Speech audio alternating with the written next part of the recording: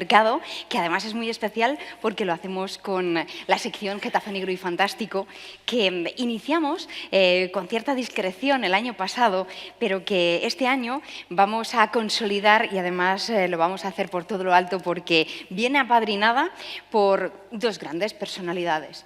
Estamos absolutamente felices de tener entre nosotros a los autores, y no solemos ser tan contundentes, pero lo vamos a ser este año, a los dos autores de las mejores novelas de género que se han publicado en este 2025. Hablamos de Rubén Sánchez Trigos, que es autor de Vuelve a mí. Buenas tardes, Rubén. Buenas tardes, noches ya casi, como debe ser. Como debe ser la velada de thriller sobrenatural.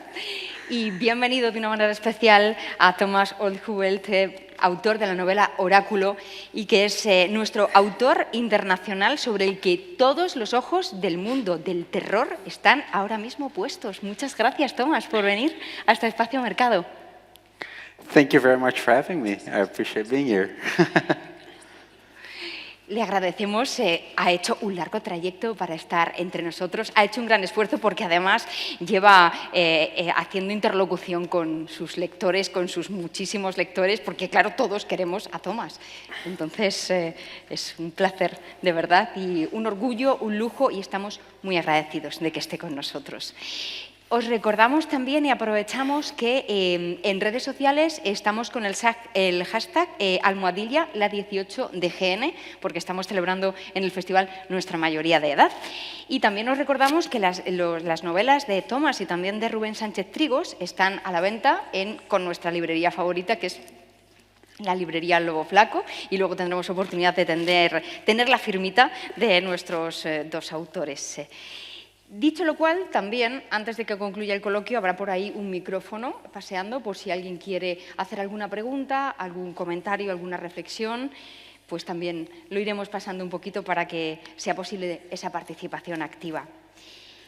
Vamos a arrancar justo con el comienzo, aunque parezca de perogrullo, porque tenemos dos novelas que tienen un arranque absolutamente brutal. Vamos a empezar con Thomas, que en este thriller sobrenatural, y luego hablaremos un poquito más del concepto, nos introduce en un paisaje muy local, en el sentido de tulipanes, Nos habla de un paisaje que nos va introduciendo en lo ominoso, que nos empieza a causar ya mucha inquietud en su novela Oráculo, que nos habla de un par de adolescentes, que son Luca Wolf y Emma Reitz, que van en su bicicleta y que de repente ven, bueno, pues como hay un faro que asoma entre la niebla, es el típico diciembre holandés, hay un silencio extraño que ya va anunciando cosas extrañas, y de repente ven un barco en un campo de tulipanes. Esa imagen, Thomas, uno, ¿de dónde sale? Dos, ¿por qué nos da miedo en sí misma? No lo entendemos, pero nos da miedo. Gracias. Me gusta asustar a la gente. A ver, lo que me gusta hacer cuando escribo historias es que me gusta el sacar un poco los arquetipos del género y girarlos y machacarlos un poco. O sea, lamento no hablar español, así que lo voy a hacer en inglés. Todos tenéis sus auriculares. Si queréis escuchar la traducción, tenéis a la intérprete atrás haciendo el trabajo. Me gusta coger este arquetipo del género y girarlo y darle un twist de una manera que no se haya visto antes. En el caso de Oráculo, es un poco este arquetipo del barco que se va a algún sitio, ¿no? El barco de guerra, el buque de guerra. Pues en este caso, me gusta darle un giro a eso de una manera que no habéis visto nunca. Entonces pensé, bueno, tal vez sería divertido tener este barco que de repente aparece en un campo, en la tierra. Es como que de repente aparece un día en la niebla, está ahí, nadie sabe de dónde viene, está ahí. Y por supuesto tenemos en la parte de arriba, en la proa, como una pequeña ventanita que está abierta y los niños que entran no salen. Entonces la gente que entra por esta escotilla que está en la proa nunca sale.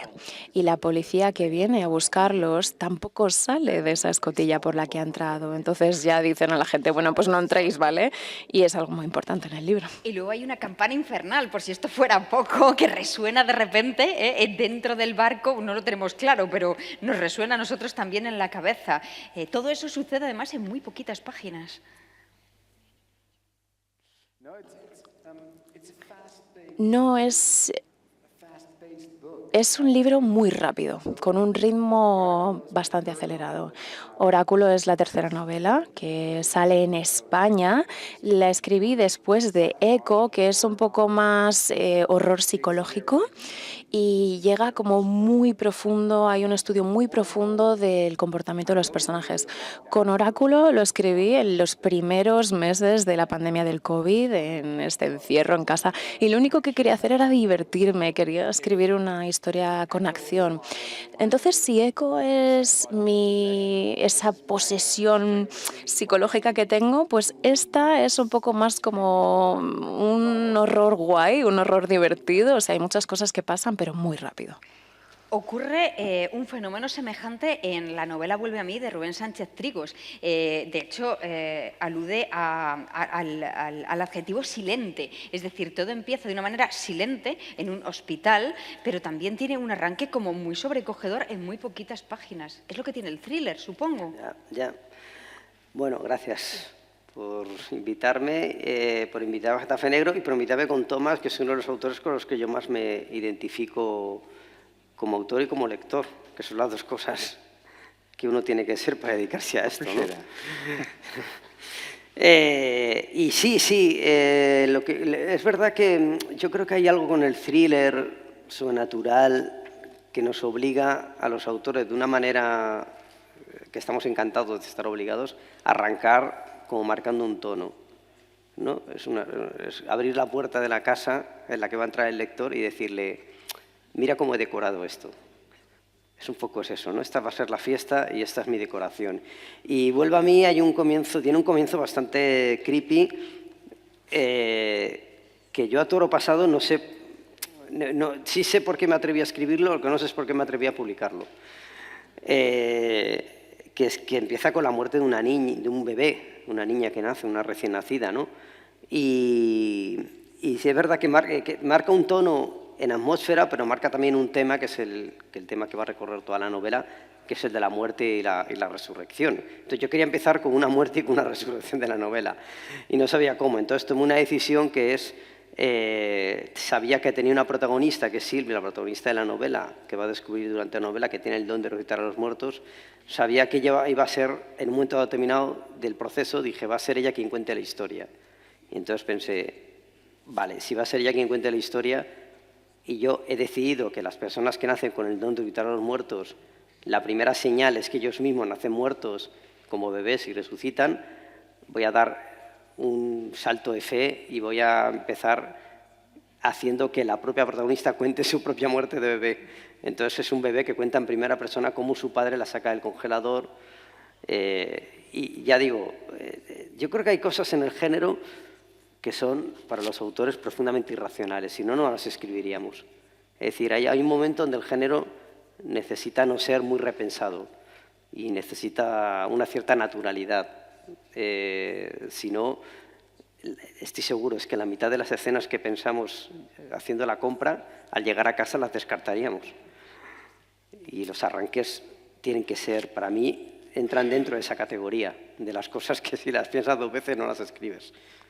Es muy curioso porque partimos de estos rasgos que decimos locales, los tulipanes, muy holandés. La novela también de Rubén Sánchez Trigos tiene unas localizaciones de Silvia, que es residente en Leganés, muy de la zona sur, de nuestra zona sur, muy reconocibles esos escenarios. Pero es más, es verdad que estas concomitantes entre ambas novelas, un lector sutil las encuentra, pero hay una ya que es explícita y es el concepto del regresado. No me atrevería a decir zombie como tal, pero sí regresado, resucitado. Los dos tenéis ese concepto. Cuéntanos un poquito, ¿cómo es ese concepto en tu novela, Thomas? Sí, tenía como esta necesidad de traer de vuelta a aquellos que se han perdido, ¿no? Que hemos perdido desde que éramos jóvenes, porque, por ejemplo, mi padre murió cuando yo tenía 3 años. Entonces, la muerte siempre estuvo muy presente en mi vida desde que yo era muy pequeño. Es como que la muerte vivía en el ático de mi casa, así es como yo veo la muerte. Yo pensaba que era un lugar como oscuro entre, por ejemplo, donde tenemos el tendero de la ropa y la lavadora, ¿no? Y si hacía demasiado ruido en las escaleras, pues como que de repente esa oscuridad salía y me cogía la pierna y me arrastraba. Y pensaba que si contaba historias, podías un poco vencer a la muerte y lograr respuestas. Y fue mi tío el que me lo enseñó, porque mi tío contaba historias y él vio que yo estaba traumatizado por este suceso de la muerte de mi padre y empezó a contarme historias de miedo. Por ejemplo, me habló de Drácula de Bram Stoker o me hablaba del Frankenstein de Mary Shelley cuando tenía 8 años. Y a través de estas historias yo aprendí que realmente podías vencer a tus monstruos. Así que yo empecé a contar historias también. La primera novela de Stephen King también era El cementerio de Beth, ¿no? Que es como que vuelven las personas de la muerte. Creo que tenía 11 años, tal vez un poco demasiado joven para leerlo, pero aún así sí que la recomiendo, ¿eh? Y tuvo un impacto súper profundo en mí, porque si hubiese tenido la oportunidad de poder traer a mi padre de la muerte, lo hubiese hecho, pero en un abrir y cerrar de ojos. Me daba igual las consecuencias. Y ese tema siempre estaba en mi trabajo. Si pierdes a aquellos que amas, quieres que vuelvan. O sea, da igual cuál sea el coste. Y en Oráculo, por ejemplo, este niño ve a su padre que entra en esa escotilla, ¿no?, del barco y desaparece enfrente de sus ojos. Y sí, su deseo principal es: ¿cómo hago que mi padre vuelva? ¿Cómo hago que vuelva sin entrar yo en la escotilla? ¿Y tu concepto del regresado, Rubén? Yo creo que hay algo muy ancestral que hace que todos conectamos con la idea de alguien que regresa de donde no debe regresar. Y es ancestral, quiero decir, no forma parte de las sociedades modernas. Es verdad que las sociedades modernas han expulsado como la muerte, ¿no? Los cementerios antes formaban parte de las ciudades y de hace no tanto tiempo están fuera, en el exterior. Pero más allá de la modernidad, es que las excavaciones arqueológicas, que yo investigué mucho para la novela para eso, hasta hace poco se creía que había una relación de nuestros antiguos mucho más natural con los muertos y se ha ido demostrando que no.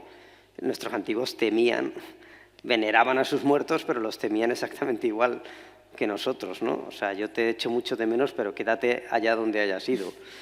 Y entonces hay algo muy natural en eso. Y yo creo que cuando juegas con un concepto tan ancestral, es un poco como pasa con Pet Sematary, ¿no? No hay que forzarlo.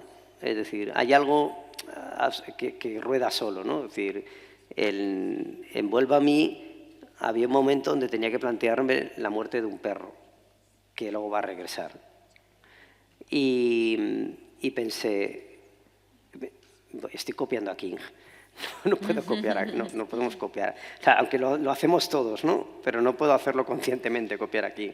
Pero luego me convencí a mí mismo y hablando con amigos de que hay algo ahí que no es patrimonio de una novela o de una película o de tal. El animal que regresa a nosotros, sobre todo que regresa de la infancia, ¿vale?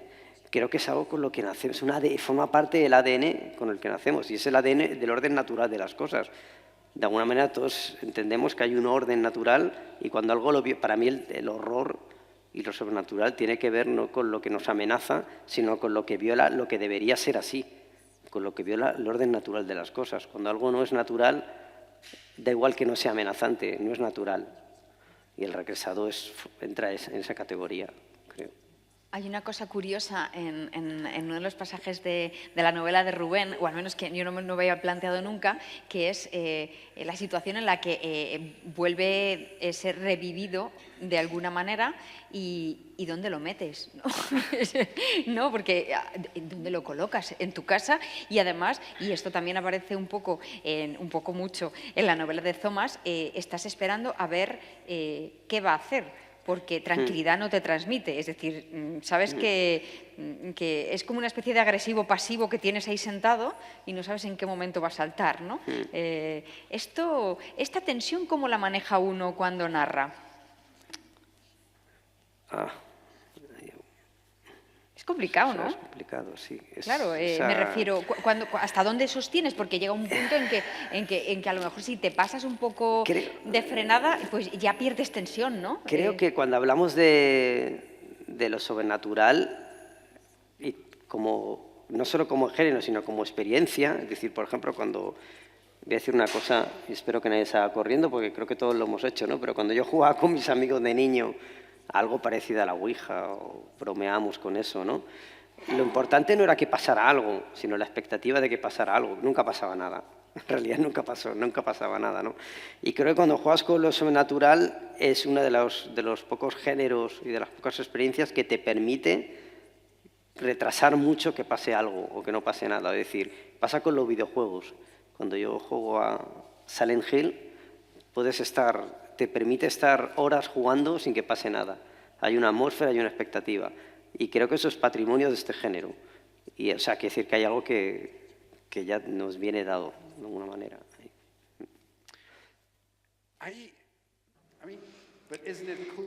A ver, pero no mola, ¿no? Cuando algo pasa, cuando de repente sucede algo.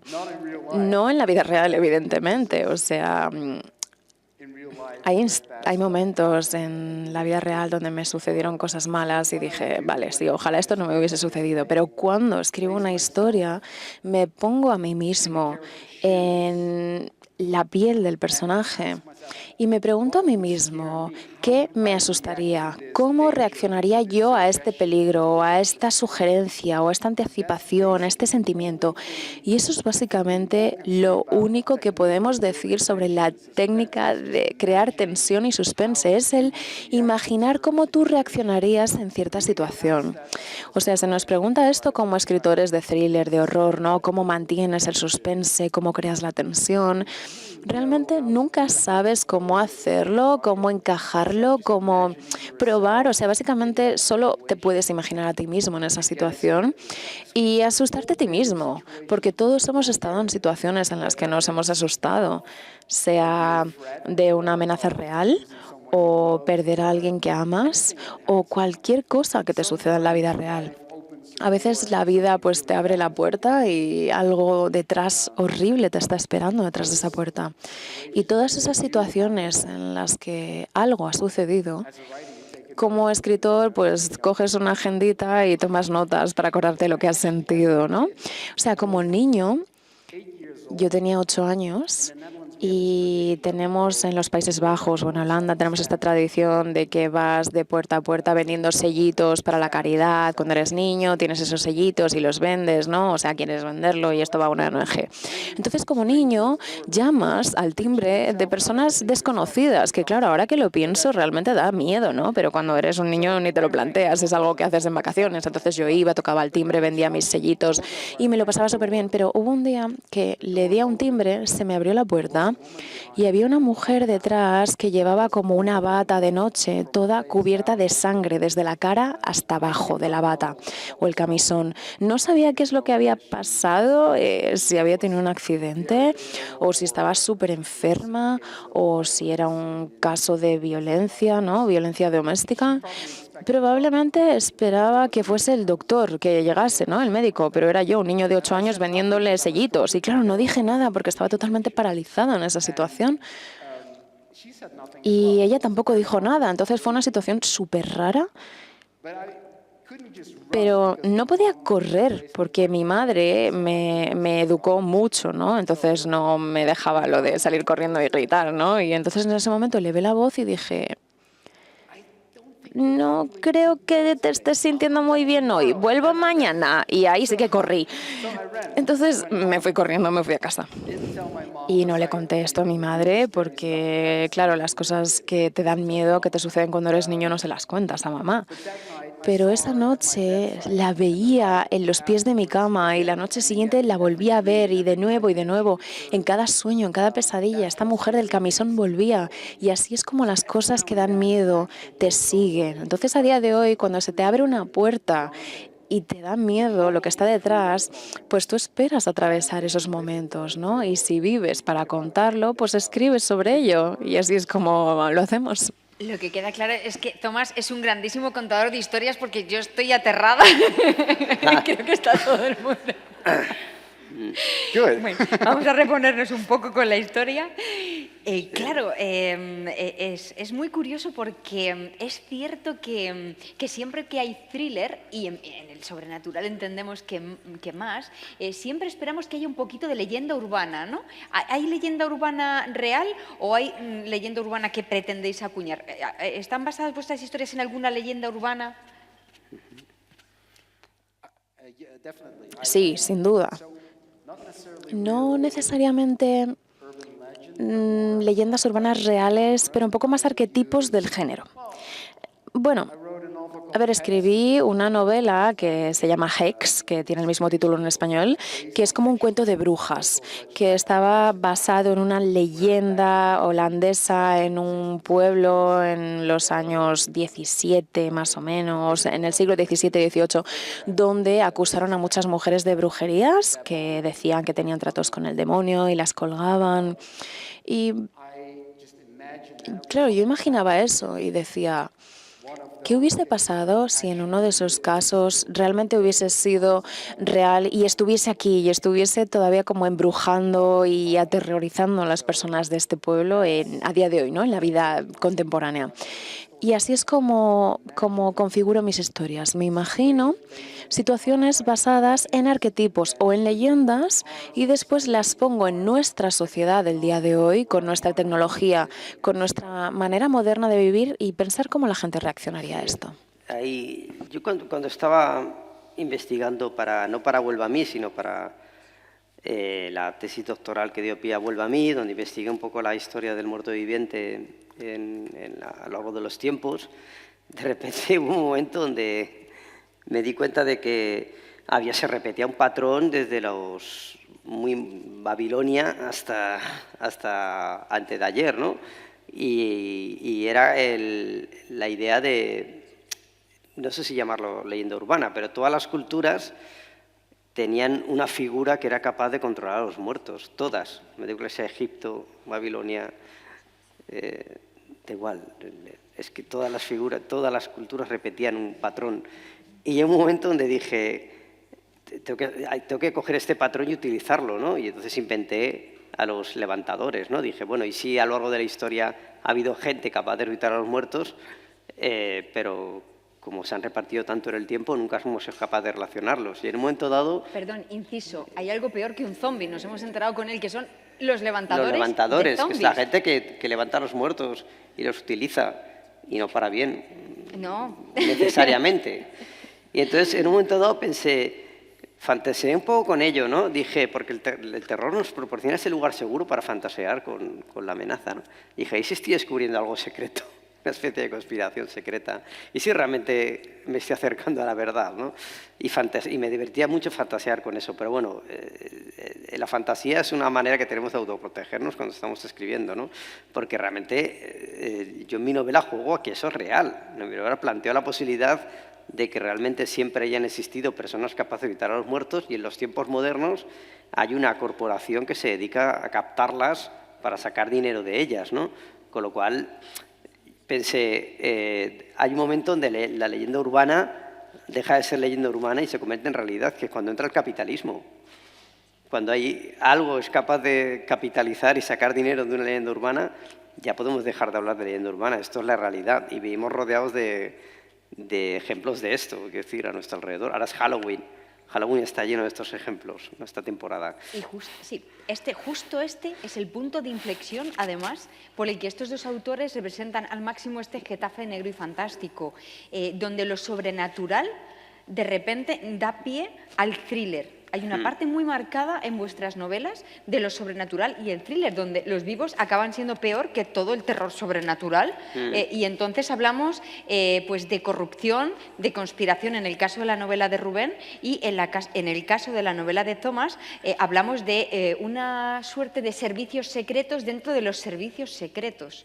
Cuéntanos un poco de esa parte más de thriller, Thomas. Sí. It's a very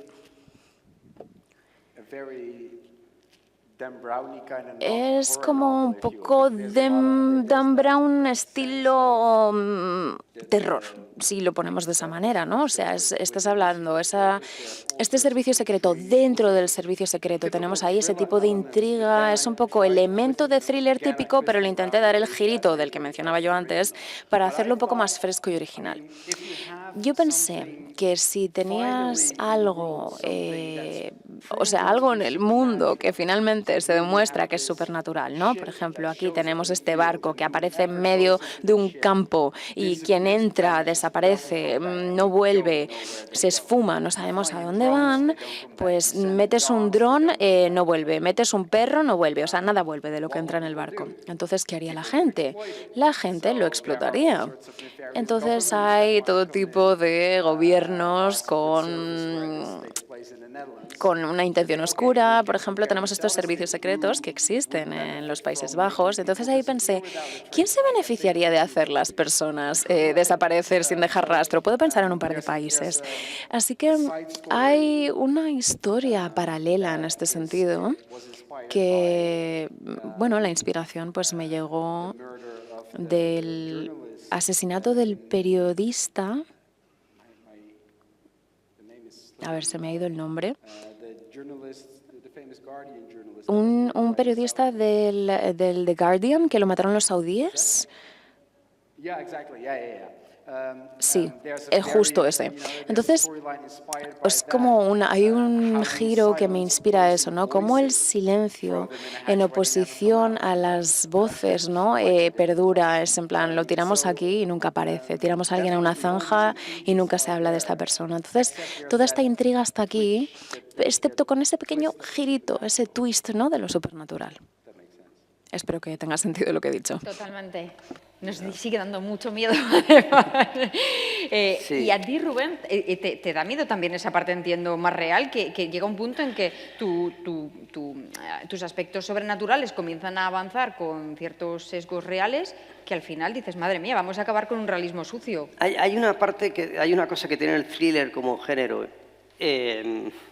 frente a cuando uno decide escribir terror puro y duro, la línea es muy fina, ¿vale? Y creo que tiene que ver con esto, ¿no? Creo que en el thriller descorremos absolutamente el velo este que separa, digamos, la ficción de la realidad, ¿vale? Todavía lo sobrenatural nos permite tener como un campo seguro, ¿no? Donde experimentar con ideas, y es como subirte a una montaña rusa y decir, no se va a soltar la correa, la seguridad, ¿vale? Tranquilo. Pero yo, fíjate, cuando escribía Vuelva a mí, pensaba, por ejemplo, en La cúpula de Stephen King, que tiene una idea que es, digamos, la idea más increíble, el concepto más increíble es terrorífico, ¿no? Que es, ¿qué pasa si nos quedamos aislados? ¿Qué pasa a largo plazo, verdad? Del agua, la comida. Pero realmente él no decide contarnos eso, a él le da igual. De hecho, el final es un poco decepcionante en ese sentido, y le da igual. Lo importante son las relaciones humanas que se establecen, las políticas de relación. Y hay un momento donde yo como lector decía, bueno, yo puedo soportar que alguien se quede aislado. O sea, mi empatía como lector puede soportar esto.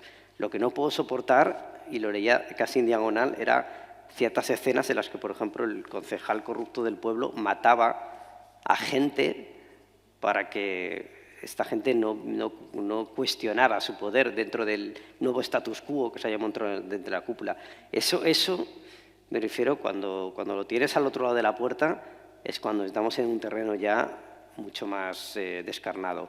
Y yo en Vuelva a mí, hay un momento donde tomé la decisión como autor de que realmente lo aterrador de la novela no tenían que ser tanto los muertos como las personas que capitalizan, ni siquiera a los muertos, sino las personas que capitalizan a a los que están manifiestamente por debajo de ellas, ¿no? Es una cosa que a mí me aterna mucho, las relaciones de poder en el mundo. Es decir, cómo a una persona le das una chapa en un supermercado y le dices que es encargado y puede ser una buena persona o puede ser alguien que aprovecha su situación de poder para machacar a otra persona. Y intentaba contar un poco eso en Vuelva a mí a otra escala, ¿no? Es decir, las escenas para mí más duras de escribir, menos divertidas, vamos a decir así, de escribir de Vuelva a mí, fueron esas en las que la protagonista Silvia tiene que enfrentarse a su propia vulnerabilidad. Es decir, yo tengo que tragar con ese trabajo que me pagan por resucitar muertos porque mi situación familiar, mi propia situación no me permite decir que no. A mí eso me parece aterrador. O sea, llegar a un punto en el cual no puedes decir que no a lo inmoral. Pues tal vez hay alguna pregunta, alguna reflexión. Recordamos que tenemos por ahí un micrófono por si alguien quiere plantear alguna cuestión. Y si no, nosotros seguimos adelante porque alguna por aquí en el tintero aún queda. Sí, por aquí hay una preguntita. Si tenemos aquí el micrófono, ¿se lo podemos acercar?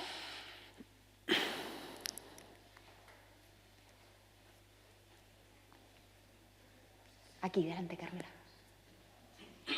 Primera fila. Muchas gracias. Hola.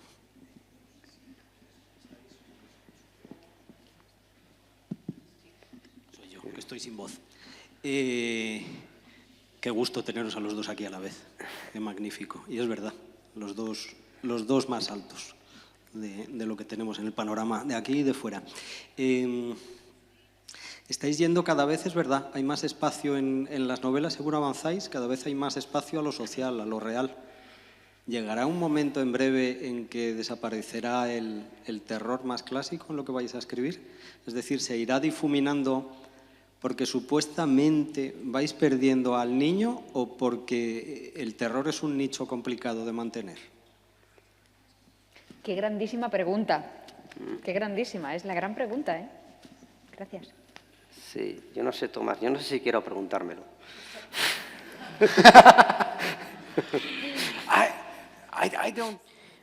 No lo creo. No creo. No creo que nunca vaya a perder mi niño interior. No lo creo. Sigo teniendo miedo de muchísimas cosas. La muerte me sigue asustando. Me hizo una cicatriz la muerte cuando yo tenía 3 años. Pensaba que se había curado y se había cerrado, pero en mis años 30, 34, se murió mi mejor amigo. Un ataque al corazón, tenía 35. No tiene que pasar a esa edad y pasó. Entonces, es como que yo ya he cumplido la cuota de la muerte, ¿no? Pero nunca se sabe, le puede pasar a cualquiera en cualquier momento. Entonces me siguen dando miedo esas cosas. Cualquier terror u horror está basado en el miedo. Cualquier elemento sobrenatural en el terror que escribimos, como ha dicho Rubén, siempre es como que está ahí por algo más, ¿no? O sea, sale desde nuestros miedos más internos, desde la maldad del humano, desde la oscuridad que está detrás de algo. Siempre hay, desafortunadamente, suficiente oscuridad en nuestras vidas y en el mundo para poder inspirarte, para contar historias y escribirlas y para sentir que eres un niño asustado, porque al final eso es a donde todos volvemos cuando leemos estas historias o cuando vemos pelis o cuando jugamos a videojuegos de miedo. Todos sentimos ese niño interior dentro de nosotros como diciendo, uff, tengo miedo, ¿no? Y todos lo sentimos y creo que va a seguir siendo así hasta el día que nos muramos. Sí, es que lo ha dicho muy bien. Yo tengo confianza en que el terror de concepto, que para mí es terror clásico, ¿no? El terror que coge un tropo, ¿no?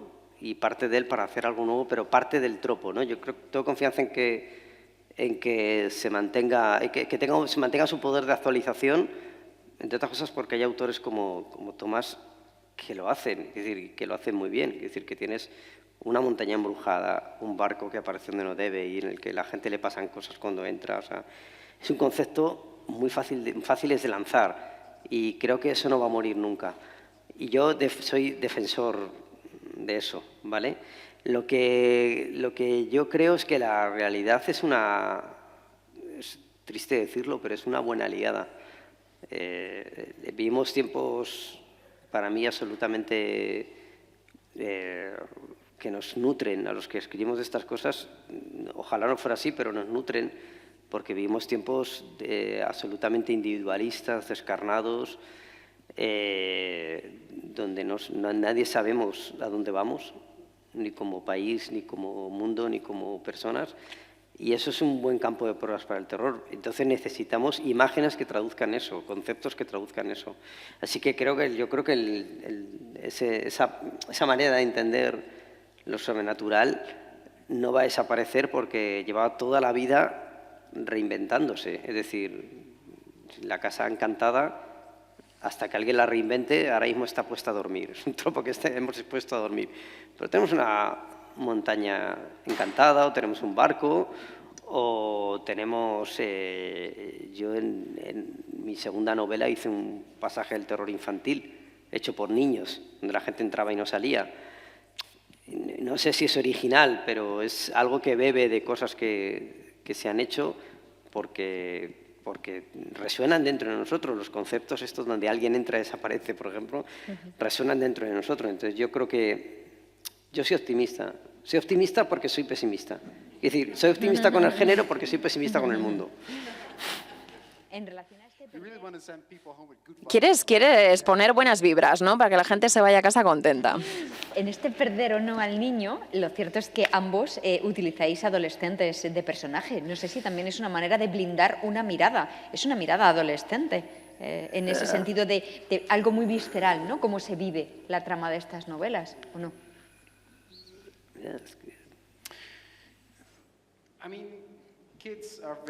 A ver, los niños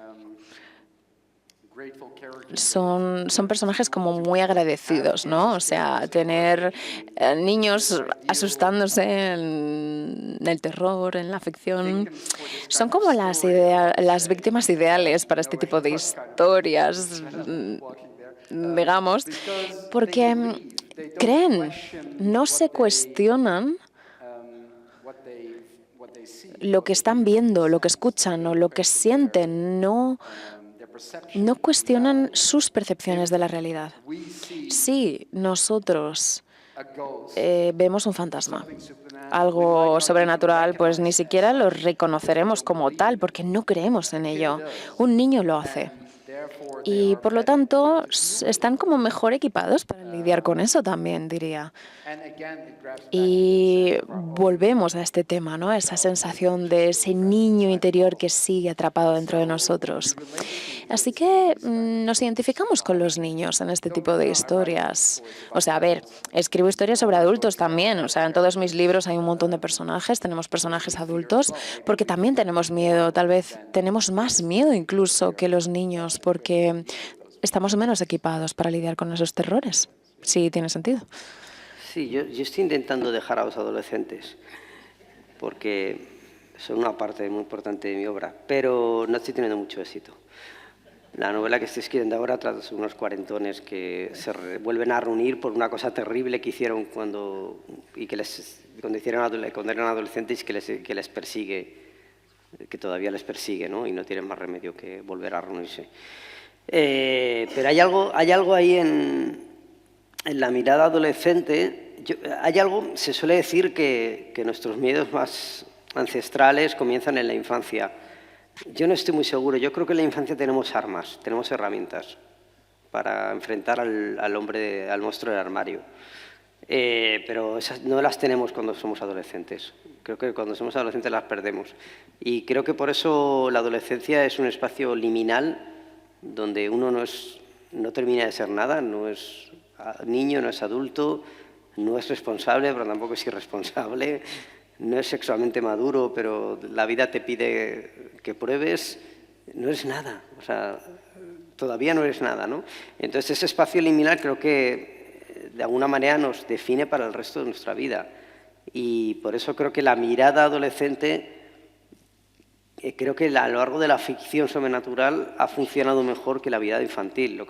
Creo que el niño funciona mejor como un tropo que no entendemos, como el otro, que como alguien desde el que contar algo, ¿no?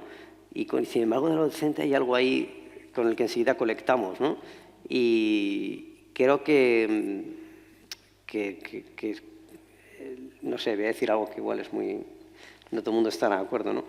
Yo puedo entender que alguien tenga nostalgia de ser niño. Yo la tengo.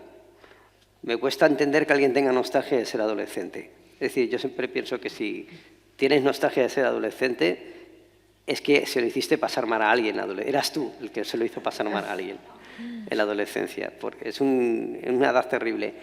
Y el género que nosotros escribimos es que nos pasamos la adolescencia acumulando sensaciones, no imágenes ni ideas, sino sensaciones para utilizarlas el resto de nuestra vida, yo creo. Es súper curioso en la conversación cómo creo que además los dos autores reflejan perfectamente su narrativa en su personalidad, porque hablábamos de Thomas como nos estaba aterrorizando con su historia, y Rubén, no sé si tiene esa vis cómica, no sé si a su pesar, supongo que no, pero en pleno terror siempre de repente, no sé si es que estamos tan nerviosos que al final nos hace reír normalmente la novela. Sí. ¿Eso es algo que te sale solo o que realmente vamos a distendir un poco el ambiente? Sí, es que envuelve a mí, tú lo has dicho antes, hay una protagonista que resucita a su mejor amiga y la tiene que esconder en casa. Es que es una situación casi de sitcom, que yo intento que sea aterradora, pero soy consciente. Hay un momento en la novela, voy a hacer un mini spoiler, ¿vale? Ahora que has hablado del humor y tal, que creo que es un gran tema para hablar de él, ¿no?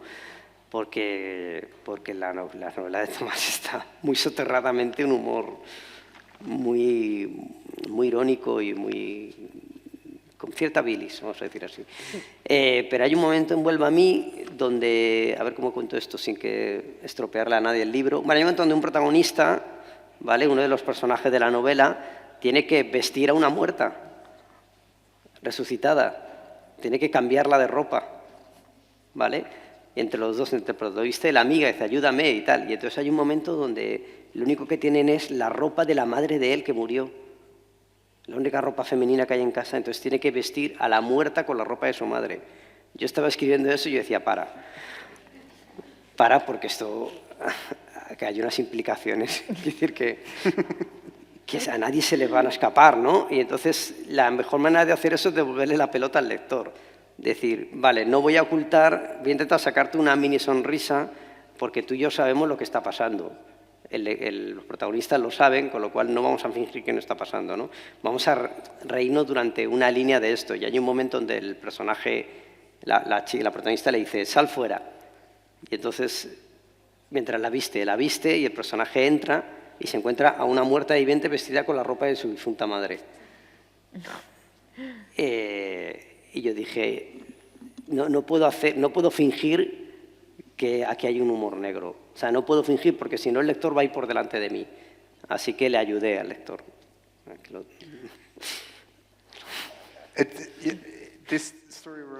Esta historia me recuerda mucho a algo que yo escribí en el pasado, y eso demuestra que no siempre somos los mejores jueces de nuestro propio trabajo para decir lo que es divertido o lo que es una locura o es súper perturbado escribir, ¿no?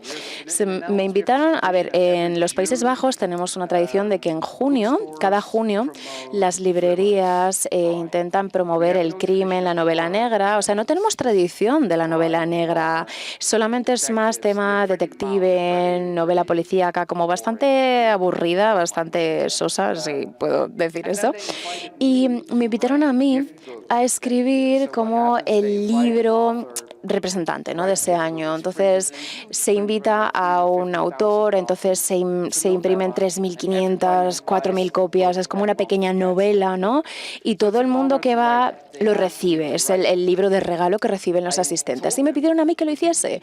Y claro, yo les dije, pero vosotros sabéis lo que yo escribo, ¿verdad? Y me dijeron, sí, lo queremos, y queremos como acoger tu estilo, entonces escribe la historia que quieras. Y entonces, bueno, me tomé el asunto en serio de escribir como una pequeña novela de una madre que está como perturbada por la muerte de su bebé. Y en ese proceso del duelo, ella excava de una tumba reciente de un cementerio de otro bebé que se acaba de morir y es como que lo cría como si fuese el suyo, pero en su cabeza ese bebé está vivo, o sea, es como una especie de bebé muerto viviente que en su cabeza está vivo y ella pues ve como que el bebé le reacciona y le contesta y todo eso, pero por otro lado, pues al final el cuerpo pues se está poniendo feo, ¿no? Y lo tiene que poner en formol, o sea, es como algo bastante duro, bastante perturbador, pero claro, es una historia súper divertida si te gusta el humor súper negro.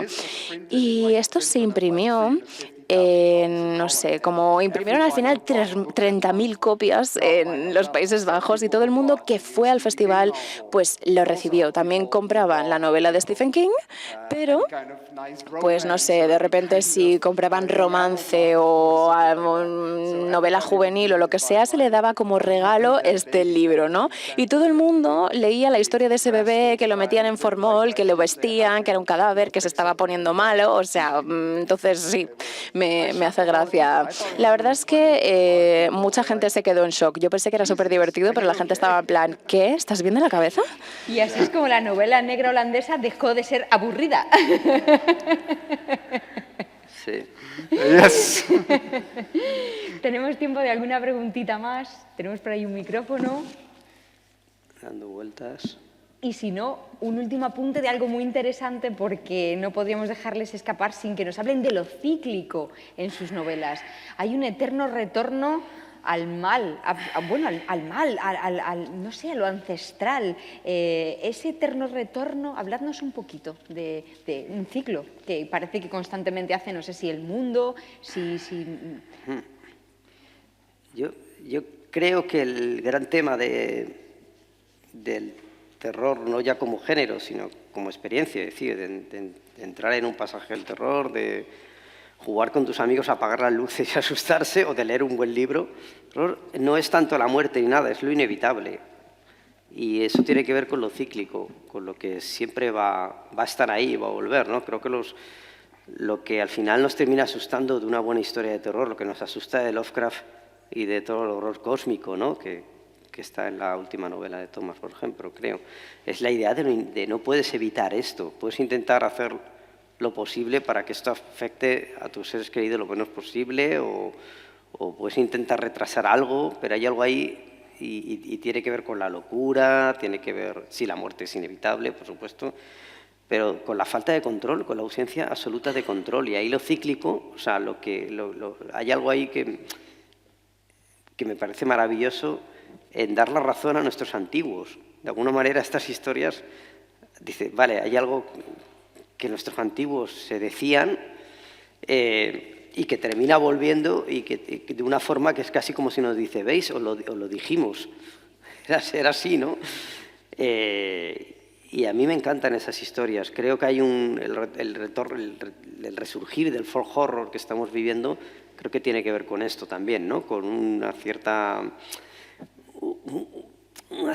nostalgia por tiempos en los que la gente no se resistía ante lo inevitable. Que eso es un poco el sentido de lo ancestral, ¿no? O sea, no tengo nostalgia de cuando la gente hacía sacrificios, y tal, pero hubo un tiempo en el que se aceptaba ciertas fuerzas, ¿no? Que iban más allá de la superstición, y entonces la modernidad nos ha hecho creer que estamos por encima de esas fuerzas. A mí me gustan mucho las historias que nos recuerdan que tú puedes vivir, puedes amar, puedes hacer un montón de cosas.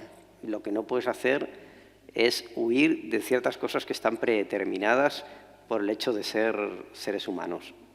No sé si es la sugestión de estar aquí sentada con los dos, no sé si es el tono que utiliza Rubén, pero ese concepto de lo que va a volver,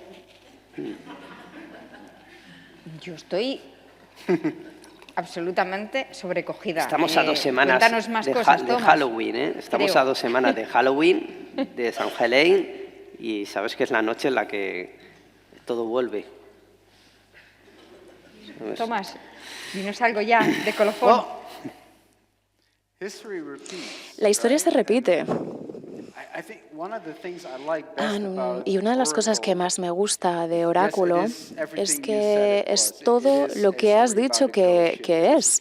Es sobre un barco que aparece ahí de la nada, este niño que ve a su padre desaparecer a través de una escotilla, pero también es una historia cíclica, porque ya ha sucedido antes y antes y antes. Esta historia sucede en 3 capas distintas de tiempo. Tenemos el momento presente, en el cual este barco aparece en este campo de tulipanes, pero también tenemos este diario del capitán de este barco que navegó por el mar Báltico en el año 1718, si me acuerdo bien, y ese diario se basa un poco en del Drácula de Bram Stoker, ¿no? Como es la parte que más miedo da, y entonces, como a mí me lo contó mi tío cuando tenía 7 años, quería reflejarlo un poco, ¿no? Cuando el conde se mueve de Transilvania y sale, y eso era como súper que me daba miedo. Entonces lo escribí un poco en ese formato diario oscuro y quería rendirle un tributo a Bram Stoker.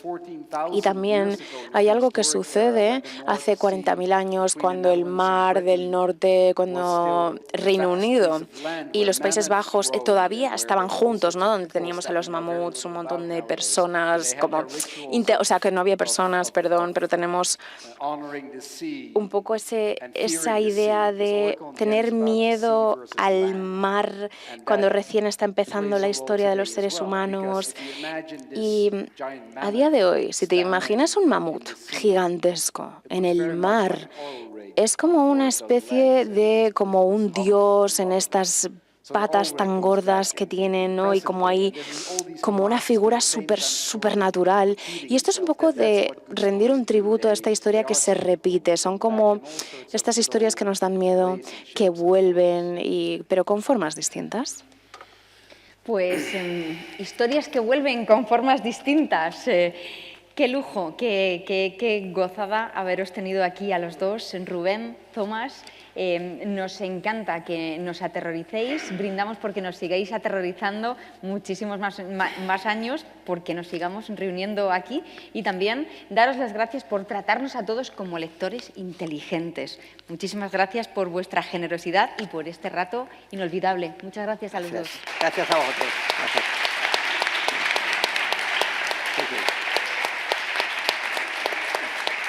Thank you very much.